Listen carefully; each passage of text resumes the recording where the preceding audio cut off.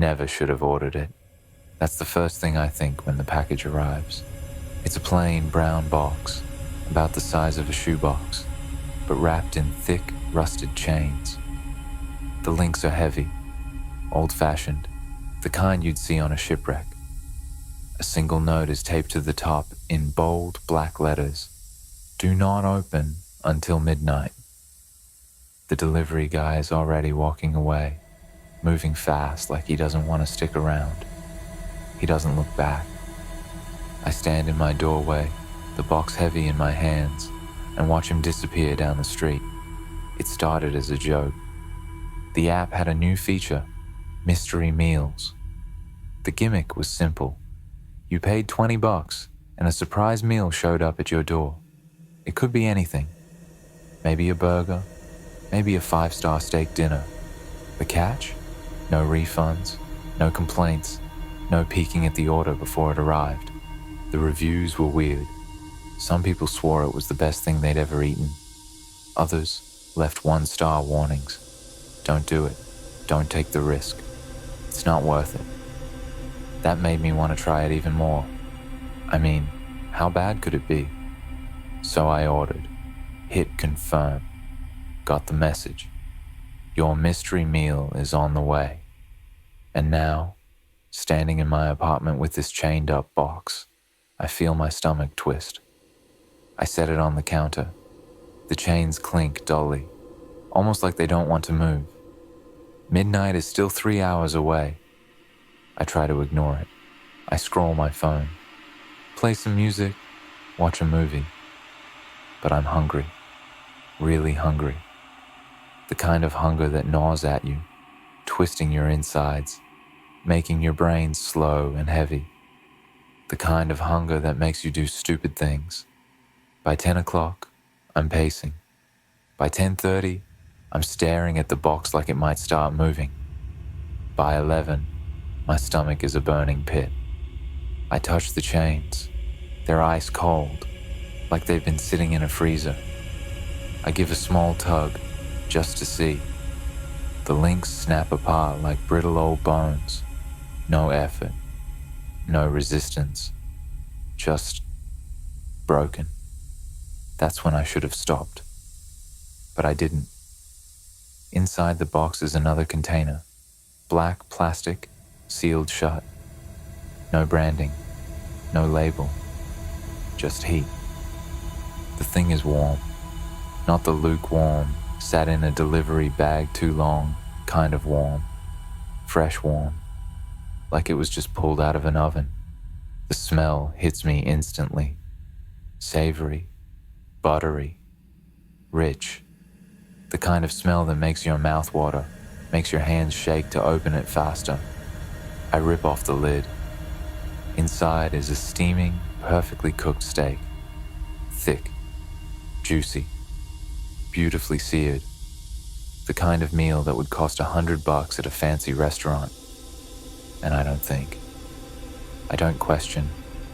I just grab the fork and dig in.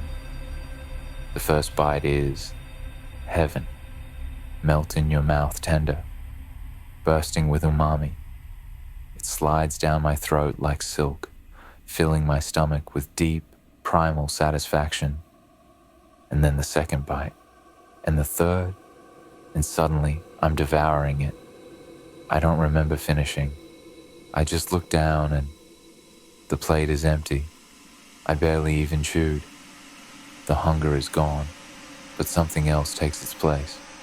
A wrongness. It starts deep in my gut. A slow, twisting sensation, like something waking up inside me.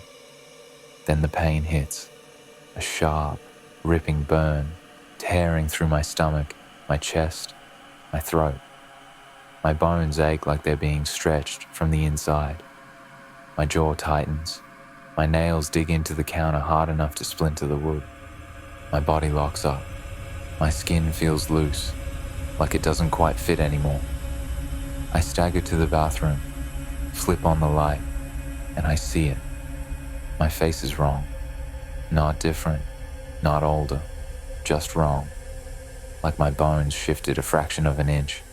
like my skin was stretched a little too tight, like my eyes aren't looking in the exact same direction anymore. My pupils are too big, my teeth too sharp, my tongue feels longer, my hands are shaking, but I can't stop looking at my reflection. I try to speak, but my throat won't work right. Something inside me moves, and then the notification. My phone buzzes, a new message from the delivery app. I don't want to look. I don't want to look, but I do. Thank you for your purchase. Your next order is on the way. I feel my stomach twist again. The hunger is back, worse this time. Outside, a car door slams. There's a knock at the door, and I just know, if I open that door, the delivery guy will have a box in his hands. A box wrapped in chains. A box for someone else. A new mystery meal. And this time, I'm the one who's on the menu. Knock, knock, do not open. I moved into the apartment on Brookline Street with the naive hope that it would be my fresh start. No more small town monotony, no more looking back. Just me, a city, and 1,000 new possibilities. The apartment was small, almost claustrophobic, but cheap. That's all I needed. The landlord was a shadowy figure, all promises but no real warmth. I took the key, waved him off, and started unpacking, trying to ignore the musty smell that hung thick in the air. The first night was ordinary. That's how it started, right? Ordinary. At 7:15 p.m., there was a knock at the door. I glanced through the peephole, expecting maybe a neighbor or a kid selling something useless.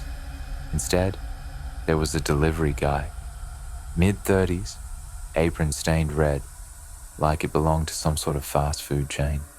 He grinned, one of those smiles that didn't quite meet his eyes, the kind that made you wonder if he knew something you didn't. "Order for Mr. Clark?" he asked, his voice too eager. I frowned. I didn't order anything. He held up a receipt, paid in full, standing order. I didn't get the chance to protest. Before I could even speak, the man thrust a brown paper bag into my hands. He didn't wait for a response, just turned on his heel and walked away, disappearing down the hallway. I looked down at the bag. The smell that escaped was overpowering, earthy, rich, beef stew, thick with potatoes and carrots, steam still rising from the folds of the bag. I was hungry. I ate. It was the best damn stew I'd ever tasted. The next night, it happened again. 7:15 p.m., another knock. Same delivery guy, same eager smile, same bag. I didn't ask any questions this time. I didn't even say anything. Just took the bag, closed the door, and went about my evening. Inside, the stew was the same. Rich, savory, comforting.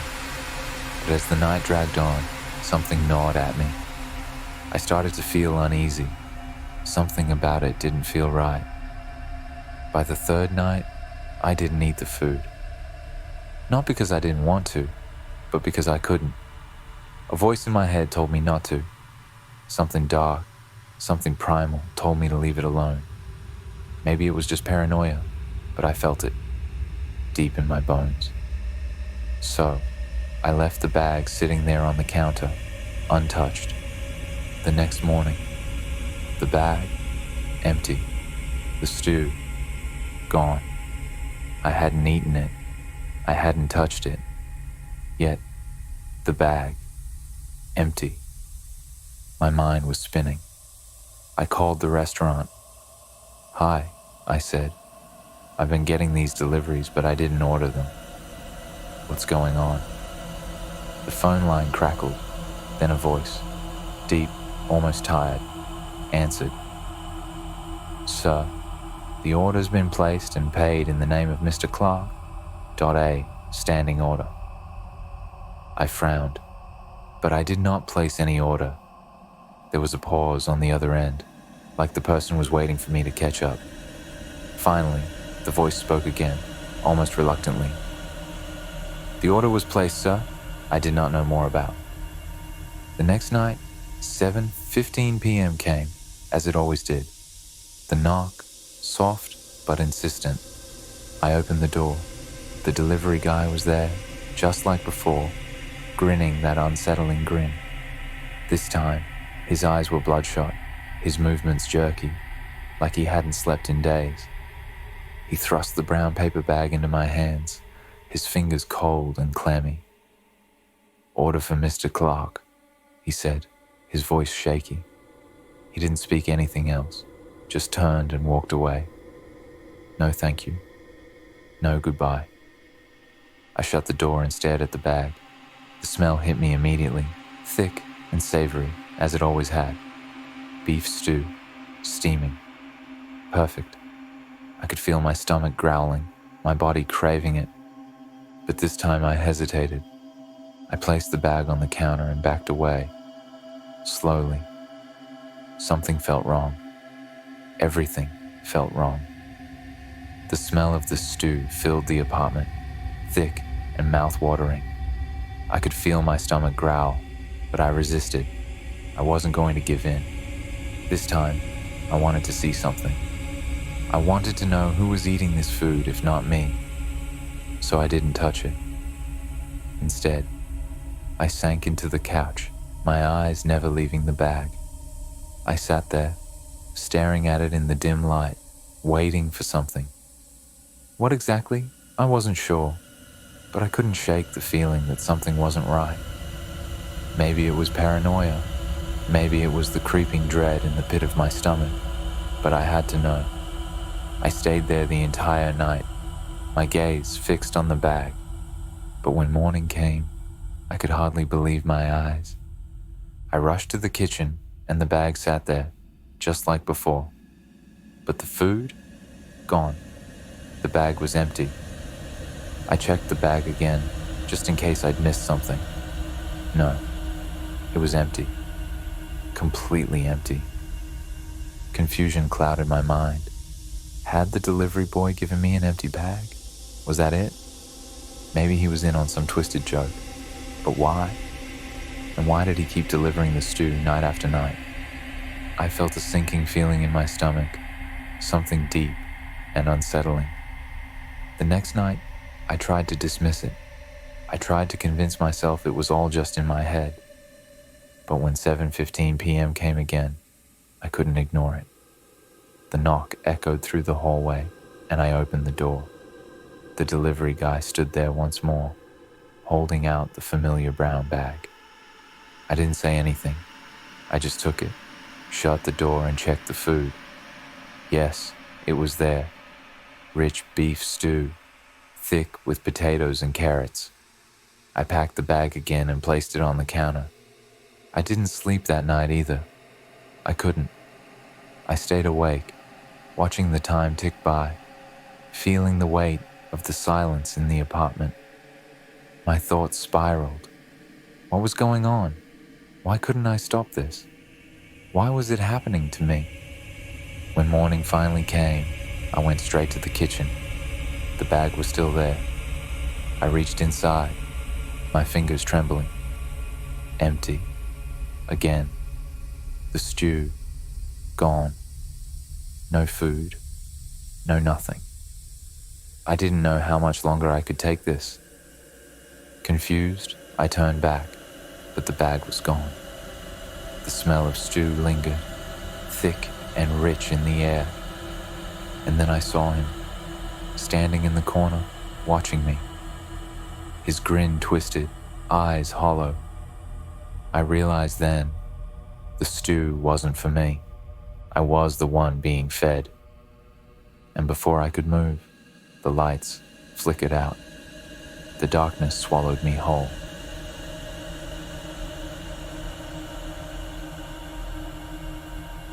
It was a slow Wednesday night when Greg finally caved and ordered a pizza. The kind of night that felt off. Too cold, too quiet, like the whole world was holding its breath.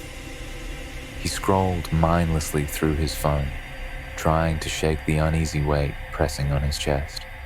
Comfort food, that would help.